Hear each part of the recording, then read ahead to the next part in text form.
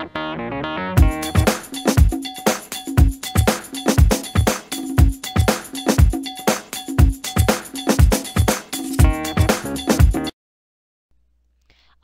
¿cómo están?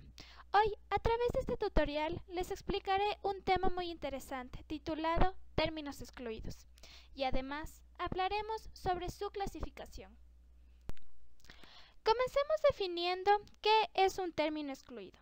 Un término excluido es aquella palabra que no pertenece a un campo semántico común y central de un conjunto de términos, es decir, que son palabras sin relación semántica. Un término excluido se estructura de la siguiente forma. Primero, vamos a encontrar a la premisa o enunciado, y que generalmente va en mayúsculas. Segundo, tenemos a las 5 alternativas, que son las palabras que relacionaremos con la premisa, y pertenecen a la misma categoría gramatical.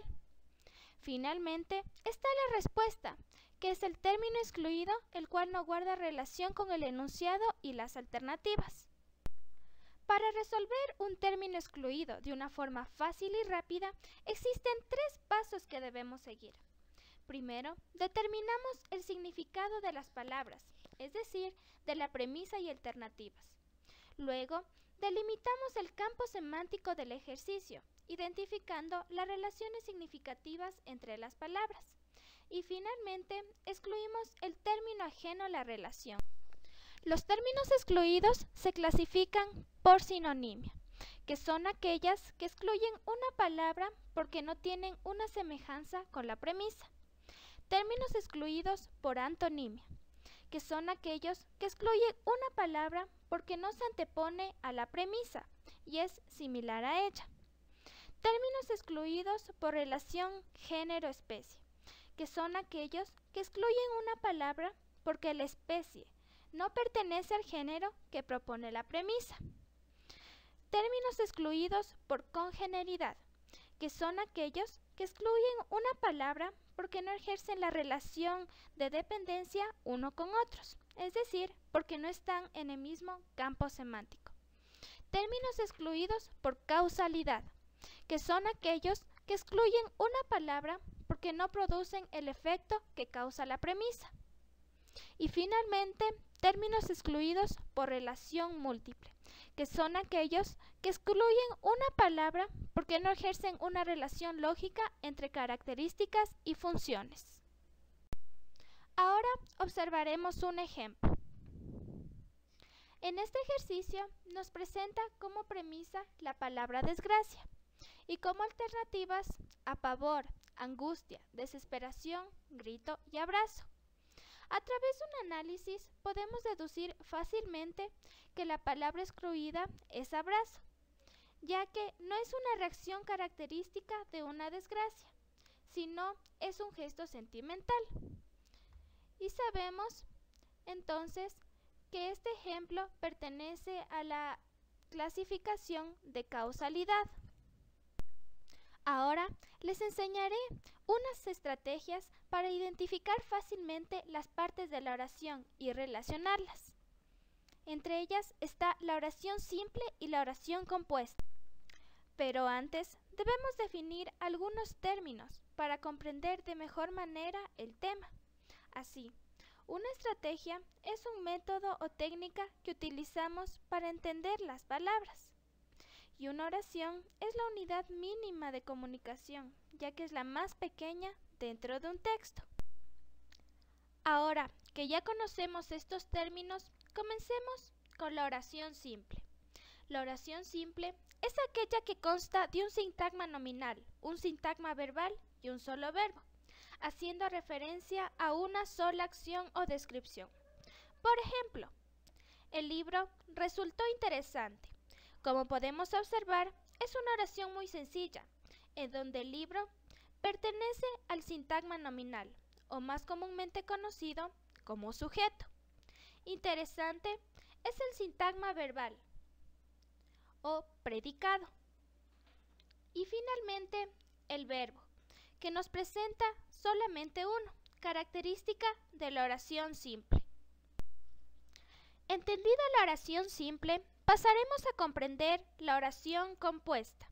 la cual tiene más de un sintagma verbal, o dicho de otro modo, tiene más de un verbo conjugado. La oración compuesta es la unión de dos o más oraciones simples que se han combinado entre sí mediante nexos relacionantes. Así, presentamos un ejemplo en el que observamos que dos oraciones simples se han juntado a través de un nexo y se nota la existencia de dos verbos conjugados, en este caso el verbo ser. Para complementar nuestro conocimiento, explicaré qué es un nexo. Pues como ya nos hemos podido dar cuenta, son aquellas palabras o frases que unen una o más oraciones con otras, sin crear en ellas una relación de dependencia. Se clasifican en nexos de oposición, que indican que entre dos elementos sucesivos el uno constituye la negación del otro. Así tenemos, por ejemplo, o, pero, no obstante, a pesar de, sin embargo, etc. Nexos aditivos, que agregan elementos que complementan el sentido. Se utilizan conectores tales como y, también, además, por otro lado, de otra parte. Nexos de condición, que indican que un evento condiciona la existencia del otro. Se usa un sí, que introduce la condición, y generalmente después de un signo de puntuación aparece el evento condicionado. Nexos causales, que introducen una preposición que es causa o razón de otra. Se expresa por medio de en consecuencia, por eso, por qué, por lo tanto, por esta razón, etc. Nexos temporales, que expresan identidad o continuidad de tiempo en los eventos. Se expresa por medio de adverbios temporales, como cuando, después, antes, a continuación, anteriormente, posteriormente, entre otros. Y finalmente, los nexos explicativos, que sirven para indicar que una oración es explicación de otra. Se expresa por medio de o sea, es decir, en otras palabras. Como último punto, a través de un ejemplo, les compartiré los pasos que se deben seguir para la relación de oraciones. Cuando tengamos un texto, primero verificamos el número de oraciones existentes en el mismo y las separamos con corchetes o llaves. En nuestro ejemplo, encontramos 3 oraciones compuestas.